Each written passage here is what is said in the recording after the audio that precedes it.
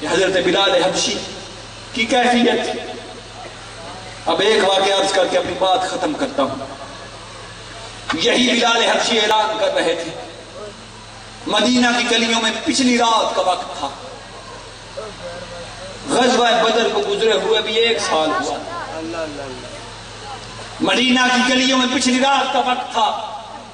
آسمان سے نور کی بارش ہو رہی تھی اور بلال حبشی مدینہ کی گلیوں میں اعلان کر رہے تھے کہ مدینہ کی ماؤں، کل صبح کے وقت سرکار دو عالم صلی اللہ تعالی علیہ وسلم نوجوانان اسلام کے خون کے ایک ایک قطرے پر جنتیں لٹا رہے ہیں. سبحان اللہ.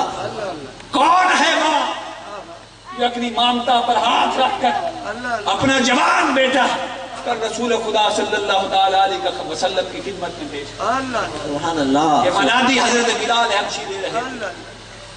ایک کٹیا کے سامنے پہنچے جو تنکوں سے بنائی گئی کٹیا اور جس میں ایک بیوہ اس ٹوٹی پھوٹی کٹیا کی طرح ٹوٹے پھوٹے دل سے رہا کرتی، جس کا 6 سال کا ایک بچہ اس کی گود میں سویا ہوا تھا.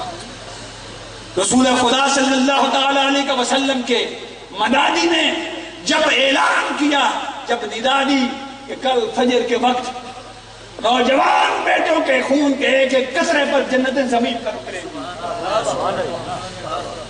مدینہ کی ارجمند مائیں اپنے بیٹے رسول خدا کی خدمت میں پیش کریں. اس مائی کے کانوں تک آواز پہنچی،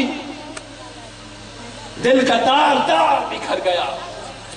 وجود کے انگ انگ سے محبت رسول ٹپکنے لگی، نکلنے لگی اور سسکیاں لے کر رونے لگی.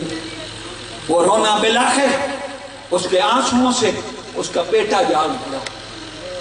مائی کے آنسو بیٹے کے چہرے پر پڑے اور 6 سال کا بچہ جاگ پڑا. جب دیکھا کہ ماں کے سوا اس وقت کائنات میں مظاہر اس کا کوئی سہارا نہیں اور ایک ماں تھی، وہ بھی پچھلی رات کا وقت ہے، رو رہی ہے. بیٹا ماں کو روتے دیکھ کر مضطرب ہو گیا، رونا شروع ہو گیا اور عرض کی اماں جان، آج کون سی پریشانی نے آپ کو اس طرح رلایا ہے؟ آج آنکھوں سے آنسو پچھلی رات کے وقت بہ رہے ہیں، وجہ کیا ہے؟ میں کائنات کی ساری نعمتیں جو میرے بس میں ہوں تیرے قدموں پہ نثار. سبحان اللہ. ہوا کیا ہے؟ اس ماں نے کہا بیٹا یہ داغ بتانے والا نہیں، تو ابھی اس قابل نہیں کہ علاج تجھے بتایا جائے. ماں کی ہچکی کے ساتھ بیٹے کی ہچکی لگ گئی. بیٹا ماں کی گود کے ساتھ لپٹ کر جب زاروں قطار رونے لگا، ماں نے کہا بیٹا خاموش ہو جاؤ. وادی بدر میں تیرا باپ شہید پچھلے سال ہوا تھا اور جو اللہ کی راہ میں اپنا خون پیش کرتے ہیں ان کے رشتے اور تعلق اپنے گھر والوں سے باقی رہتے ہیں. تعلق رہتا ہے. تیرے پچھلی رات کا رونا تیرے باپ کو بدر کے میدان میں پریشان نہ کرتے. میں تو رو رہی ہوں، سو رو رہی ہوں. اس نے کہا اماں جان جب تک بتائیں گے نہیں ہوا کیا ہے اس وقت تک میں نہیں چپ کروں گا. اس نے کہا بیٹا رسول خدا صلی اللہ تعالی علیہ وسلم کا غلام رات تو منادی دے رہا تھا پچھلی رات کہ کل رسول خدا صلی اللہ تعالی علیہ وسلم نے جہاد کا اعلان فرمایا. جہاد کی بات عرض کرنے لگا کہ مدینہ کی مائیں اپنے جوان بیٹے جہاد کے لیے پیش کریں. بیٹا اس دکھ سے رو رہی ہوں کہ کاش تیرا باپ زندہ ہوتا، تیری جگہ اسے بھی جہاد پر بھیجا جاتا. 6 سال کا معصوم بچہ میدان میں جنگ میں جا کر کیا کرے؟ وہاں تو تلواروں کے سائے سے دشمن کی گردنیں کاٹی جاتی ہیں اور نیزوں کی انی سے ان کے سینے میں شگاف کیے جاتے ہیں. وہاں شجاعت اور بہادری کام آتی ہے. 6 سال کا بچہ میدان جنگ میں کیا کر سکتا؟ مگر اس بیٹے نے کہا ماں جان یہ بھی کوئی بات، میں میدان جنگ میں لڑنے کے قابل نہ سکتا، تلوار اور نیزہ سے لڑنے کے قابل نہ سکتا، مگر جان ہونے میں جوان کی جان اور بچے کی جان تو ایک. سبحان اللہ. میں میدان جنگ تک نہ جا سکا، میرا نصیب تیری قسمت، مگر حضور کے دربار میں حاضری سے بھی مجھے کوئی چیز مانی. ایک دفعہ حضور کی بارگاہ میں حاضر تو کرنے کا. صبح کا وقت ہوا. مدینہ کی مائیں ساری رات حجرہ عائشہ کی طرف نگاہیں اٹھا اٹھا کر دیکھتی ہے کہ کب فجر کا سورج طلوع ہوتا ہے اور اپنے بیٹے رسول خدا کے قدموں پر نچھاور کرتی ہے۔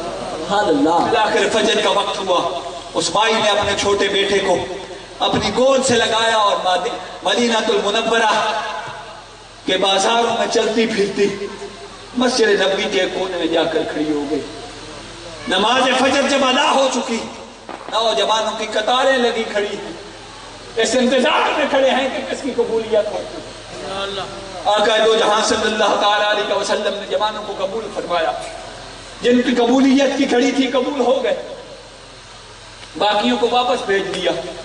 جب میرے آقا مسجد کے سین سے نکلنے لگے تو میرے کریم آقا نے دیکھا کہ ایک مائی ایک معصوم بچہ اپنی گود میں لیے مسجد کی اوٹ میں کھڑی رو رہی ہے۔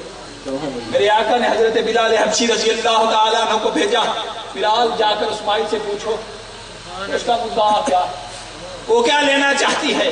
میدان جنگ کی تیاری ہو رہی ہے، یہاں تو نوجوانوں کی ضرورت ہے۔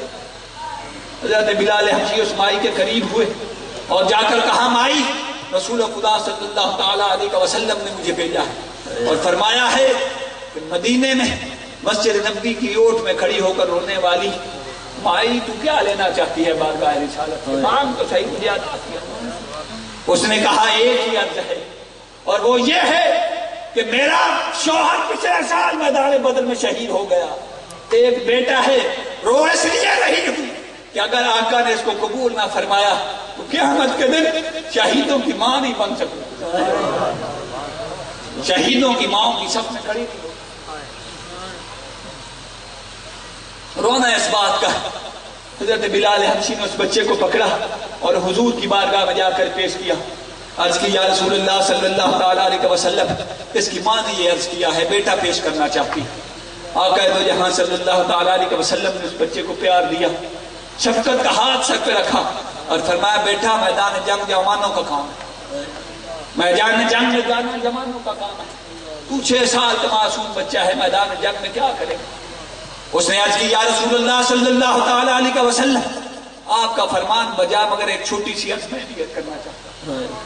میرے آقا نے پوچھا کیا کہنا چاہتے ہو بتاؤ اسے۔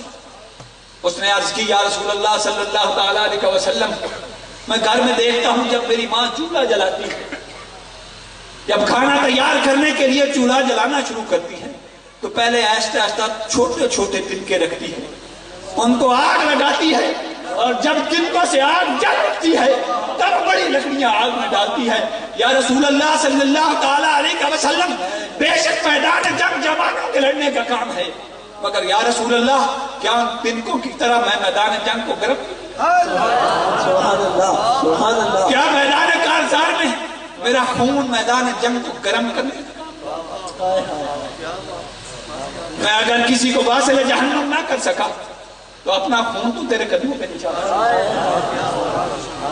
میرے آقا جو یہاں صلی اللہ تعالیٰ علیہ وسلم کی چشمان مبارک میں آنسو آ گئے اور فرمایا بیٹا جا اپنی ماں کو جا کر پیغام دے دے کہ آج محمد نے تجھے غازیوں کے صف میں کھڑا کر دیا، تو میدان جنگ میں جانے کے قابل نہیں، مگر ماں کو جا کر پیغام دے دے کہ تیری موت تک تیری تربیت ایک غازی کی تربیت کی طرح کرے، اور قیامت کے دن میں محمد تیرے ایک ایک بال کا جب تیری ماں کو اللہ کے لیے قیامت کے دن اگر تیری ماں شہیدوں کی ماں کی صف میں کھڑی نہ ہو سکتی تو غازیان اسلام کی صف میں کھڑی ہو۔ سبحان اللہ۔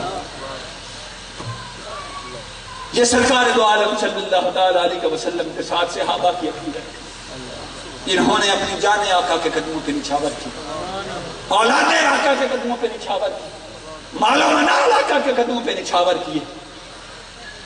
آخری بات عرض کرتا ہوں، مدینہ کی گلی تھی، صبح کا وقت تھا، نماز فجر پڑھ کے میرے آقا دو جہاں صلی اللہ تعالیٰ علیہ وسلم مسجد نبوی سے نکلے۔ یوں تو ہر شخص کافر تھے، یوں تو آقا کو مدینے کی گلیوں میں چلتا دیکھتے تھے، مگر ایک یہودی کا بیٹا آج مدینے کی گلی میں آتا ہوا آقا کے سامنے، جب آقا کے چہرہ انور پر اس کی نگاہ پڑی، دل کی कैफियत बदल गई।